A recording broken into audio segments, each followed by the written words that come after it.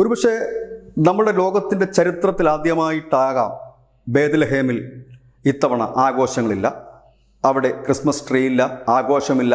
നിറഞ്ഞു കവിയാറുള്ള റെസ്റ്റോറൻറ്റുകളൊക്കെ ശൂന്യമായിരിക്കുന്നു. തെരുവുകളിൽ പോലും ആരുമില്ല.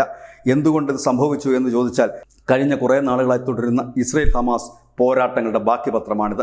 ഒക്ടോബർ 7 വരെ ഈ ബേത്ലഹേമിലും ജെറുസലേമിലും അടക്കം വെസ്റ്റ് ബാങ്കിലടക്കം ഉള്ള ഹോട്ടലുകളിലെ റൂമുകളെല്ലാം ബുക്ക് ചെയ്തവർ ഒക്ടോബർ 7 ആ ഒരു ഭീകരാക്രമണം, ഹമാസിൻ്റെ ഭീകരാക്രമണത്തിന് ശേഷം ഇതെല്ലാം റദ്ദ് ചെയ്യപ്പെടുന്നൊരു കാഴ്ച. അതേ റെസ്റ്റോറൻറ്റുകളൊക്കെ കാലിയായി കിടക്കുന്നു, റൂമുകളൊക്കെ കാലിയായി കിടക്കുന്നു. പക്ഷേ ചരിത്രത്തിൽ തന്നെ ആദ്യമാണ്. കാരണം ലോകത്തെമ്പാടുമുള്ള ക്രൈസ്തവ വിശ്വാസികൾ, തീർത്ഥാടകർ കൂട്ടമായി എത്തുന്ന ബേത്ലഹേമ് പുൽക്കൂടില്ല, ക്രിസ്മസ് ട്രീ ഇല്ലാതെ ഒഴിഞ്ഞ നിരത്തുകൾ മാത്രമായി നിൽക്കുന്ന ഒരു വലിയ കണ്ണീരിൽ കുതിർന്ന ഒരു കാഴ്ച എന്ന് തന്നെ നമുക്ക് പറയേണ്ടി വരും. ഏതായാലും യുദ്ധം വരുത്തിവെച്ച വിനകളാണിത്.